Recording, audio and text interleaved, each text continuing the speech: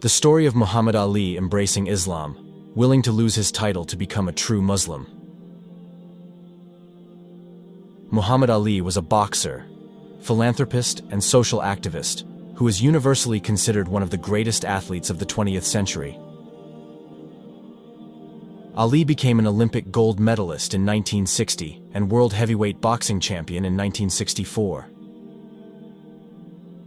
Before changing his name, he was born with the name Cassius Marcellus Clay Jr. after being suspended for refusing military service in the Vietnam War. Ali reclaimed the heavyweight title 2 more times during the 1970s, winning famous fights against Joe Frazier and George Foreman along the way. Embrace Islam. Boxing legend Muhammad Ali's public conversion to Islam in 1964 was one of the most defining moments of his extraordinary life. Of course, the big decision angered his followers and critics alike. His hometown newspapers continued to refer to Ali by his birth name, Cassius Clay, for years, and caused him to refuse to serve in Vietnam, a stance that cost him his title, Mata, his livelihood, and ultimately, even cemented his status as an American boxing icon. Ali, who died on June 3, 2016 at the age of 74, gave several different reasons why he converted to Islam. According to the 1967 book, Black is Best, The Riddle of Cassius Clay, by former Sports Illustrated writer Jack Olson, Ali said his first inspiration came from a preacher on a street corner in Harlem. He later told Olson that it happened at a Nation of Islam or Miami meeting in 1960 or early 1961, and he also said that his first meeting was in Chicago. Additionally, he met the charismatic Nation of Islam minister, U.S. Muslim figure Malcolm X, at a rally in Detroit in June 1962. Struck by Malcolm Black, Malcolm X even assigned an associate to help manage Ali's day-to-day affairs. In 1964, Malcolm X took his family to visit Ali while he was training in Florida for his February 25 title fight against Sonny Liston. Ali's victory over Liston gave him his first world heavyweight boxing title. After the win, the two held a night of reflection in a hotel room with Jim Brown and Sam Cooke, which became the inspiration for the stage play One Night in Miami and the 2020 drama film.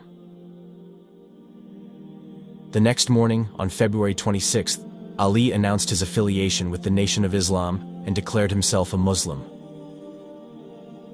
Initially, he called himself Cassius X before choosing the name Muhammad Ali.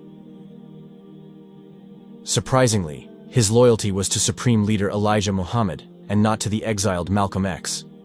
Ali and Malcolm's friendship quickly fractured, and the two separated that spring, rejecting the war in Vietnam because of Islam. Ali started a different fight with his outspoken views against the Vietnam War. Drafted into the military in April 1967, he refused to serve on the grounds that he was a devout Muslim whose religious beliefs prevented him from fighting.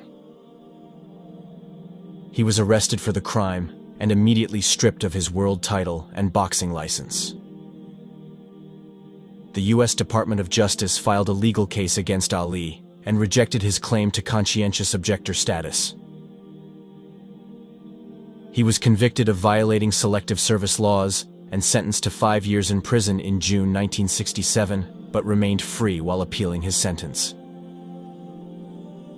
Meanwhile, unable to compete professionally, Ali missed more than 3 years of his athletic career. After his suspension, Ali sought refuge on the south side of Chicago, where he lived from the mid-1960s to the late 1970s. He continued training, forming an amateur boxing league, and fighting whoever he could at the local gym. Finally, Ali was granted permission to fight in 1970 in Georgia, which did not have a statewide athletic commission. Ali returned to the ring at the Atlanta Municipal Auditorium on October 26th with a victory over Jerry Quarry. A few months later, the U.S. Supreme Court overturned his conviction in June 1971, allowing Ali to box regularly. Ali retired from boxing in 1981 and devoted most of his time to philanthropic activities. In 1984, Ali announced that he was suffering from Parkinson's disease, a degenerative neurological condition. Despite the progression of his Parkinson's disease and the onset of spinal stenosis, he remained active in public life. He received the Presidential Medal of Freedom in 2005. Ali raises funds for the Muhammad Ali Parkinson Center in Phoenix, Arizona. Muhammad Ali was also present to celebrate the inauguration of the first black president in January 2009, when Barack Obama was inaugurated. Uniquely, unlike other world figures, Muhammad Ali's name is on the Hollywood Walk of Fame, not immortalized on the sidewalk, but on the wall. In fact, Muhammad Ali is the only world figure whose name is not engraved on the sidewalk on the Hollywood Walk of Fame, but on the wall next to the Walk of Fame, right inside the Dolby Theater, home of the Academy Awards. Ali initially turned down an invitation from the Hollywood Chamber of Commerce to earn a Hall of Fame star, because he didn't want his name and what he represented to be disrespected by people who don't respect me. He didn't want his name to be immortalized on the sidewalk, where people would walk and trample it. I bear the name of our beloved Prophet Muhammad, and there is no way I will allow people to trample on his name, he said at the time. The Hollywood Chamber of Commerce respected Ali's wishes and decided that Muhammad Ali's name would be the first and, so far, only star on the wall.